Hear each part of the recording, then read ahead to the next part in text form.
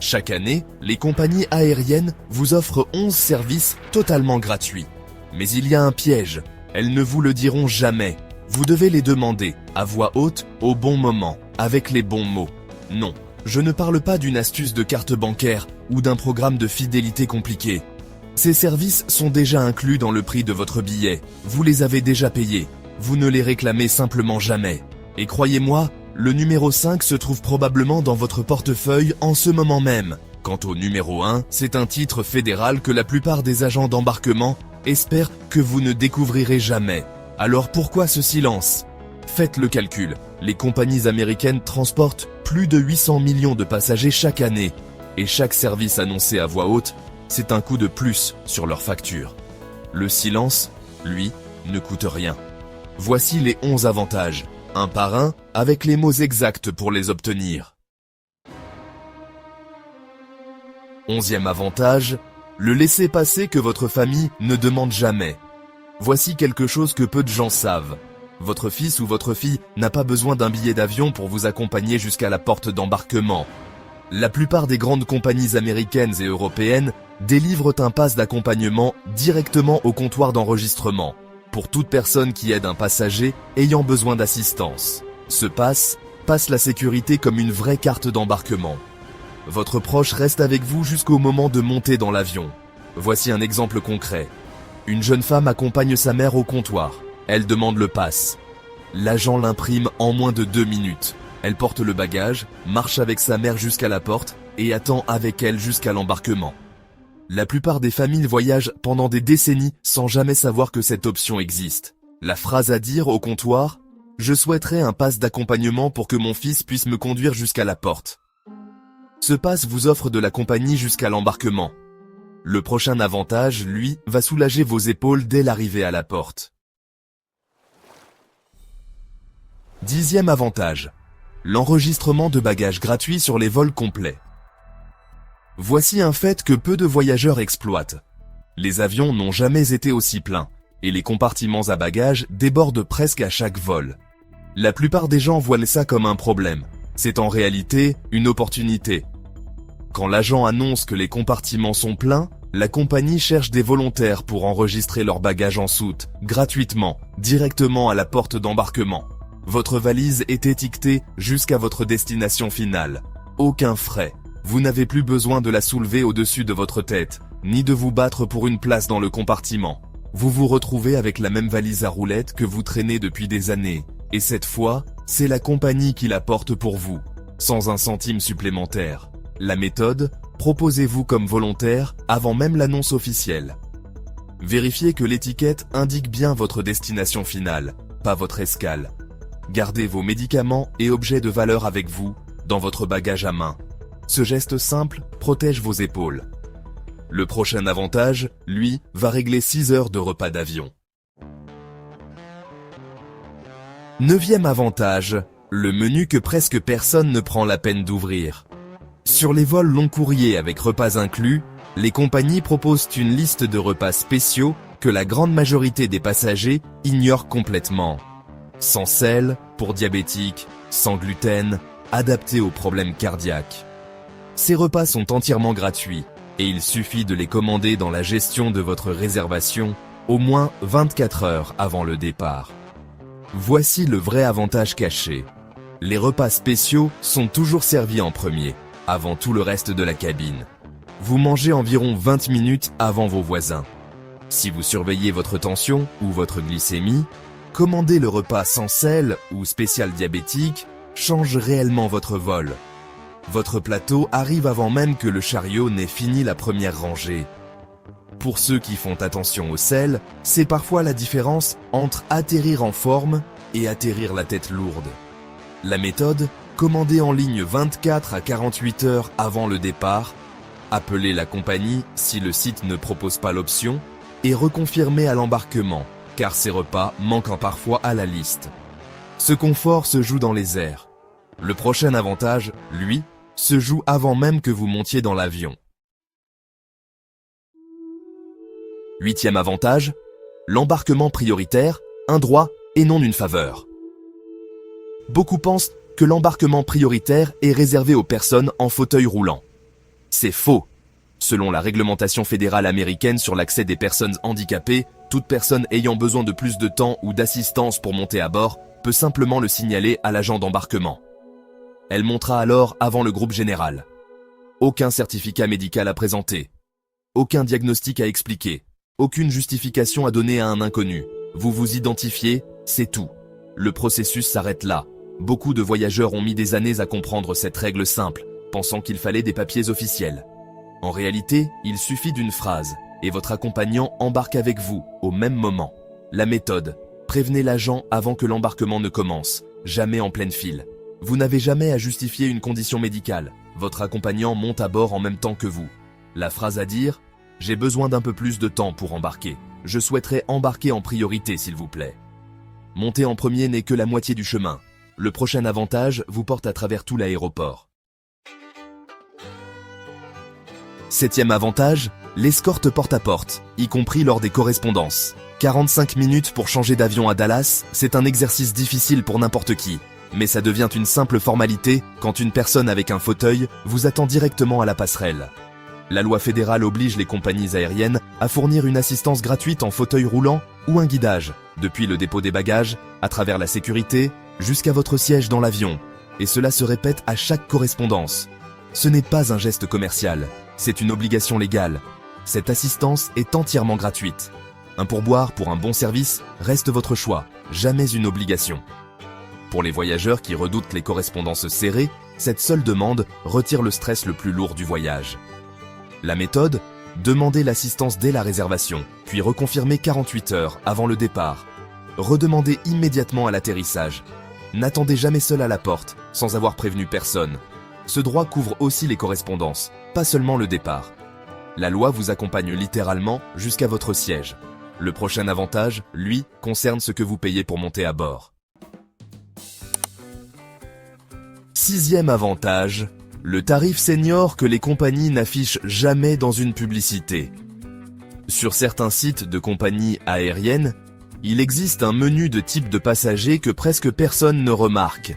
En sélectionnant l'option « Plus de 65 ans », des tarifs spéciaux apparaissent sur les lignes qui les proposent encore. Chez d'autres transporteurs, ces codes tarifaires existent toujours, mais seuls les agents de réservation au téléphone peuvent les voir et les appliquer. Un simple appel suffit alors à débloquer le tarif.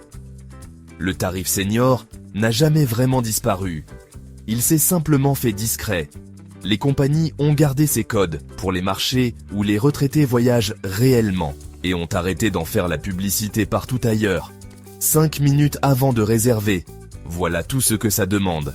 La méthode: sur les sites qui le proposent, choisissez Senior comme type de passager dès la recherche.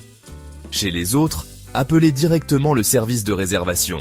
Comparez toujours le tarif Senior au tarif standard affiché en ligne avant de valider. La phrase à dire: existe-t-il un tarif Senior sur cette ligne qui n'apparaît pas en ligne? Petite question avant de continuer. Parmi ces 6 premiers avantages, lequel n'avez-vous jamais demandé de votre vie? Écrivez le numéro en commentaire. Ça m'intéresse vraiment de savoir lequel reste le plus méconnu. Si cette vidéo vous apprend des choses utiles, pensez à vous abonner. C'est gratuit et ça m'aide énormément à continuer ce genre de contenu pour vous. La seconde moitié de cette liste réserve encore mieux. Un avantage qui se trouve peut-être déjà dans votre portefeuille, et une phrase que les agents d'embarquement espèrent que vous ne connaîtrez jamais. 5e avantage, la clé d'accès qui dort déjà dans votre portefeuille. Voici quelque chose que je trouve vraiment sous-exploité. Des millions de voyageurs de plus de 60 ans possèdent une carte bancaire qui inclut déjà l'accès au salon d'aéroport et ne l'utilisent jamais. Certaines cartes de voyage donnent accès à des réseaux de salons entiers ou proposent des tarifs réduits sur des passes à la journée. Siège calme, nourriture gratuite, Wi-Fi gratuit, vraie toilette propre. Pour une escale de 3 heures, ça vaut largement mieux qu'un sandwich à 7 € mangé sur une chaise en métal. Plusieurs compagnies vendent aussi ces passes à la journée directement, sans aucun abonnement, sans aucun statut particulier à justifier. Vous n'entrez en fraude nulle part. Vous avez déjà payé cet accès dans les frais annuels de votre carte. Vérifiez ce soir la carte que vous transportez depuis des années. La méthode, ouvrez la page des avantages. Voyage de votre carte avant votre prochain départ. Si elle ne donne pas un accès direct, demandez au comptoir du salon s'il existe un pass à la journée. Le calcul devient intéressant dès que l'escale dépasse 2 heures. Cet avantage vit littéralement dans votre portefeuille. Le prochain, lui, s'ouvre seulement une fois la porte de l'avion fermée. Quatrième avantage, le changement de siège possible seulement après la fermeture des portes. Oui, les vols n'ont jamais été aussi pleins qu'aujourd'hui. C'est justement pour cette raison qu'il faut demander à l'équipage, et non à l'application de réservation. Le plan de cabine se fiche pour les passagers dès l'embarquement. Mais une fois la porte fermée, c'est l'équipage, et lui seul, qui contrôle la cabine. Des passagers ne se présentent pas à presque chaque vol, et les seules personnes qui savent réellement quels sièges sont restés vides portent un uniforme. Une demande calme et polie, formulée une fois l'embarquement terminé, surtout pour une raison de confort ou de santé, réussit bien plus souvent qu'on ne l'imagine à notre âge. Les passagers qui s'énervent n'obtiennent rien. Ceux qui demandent gentiment sont ceux qu'on déplace.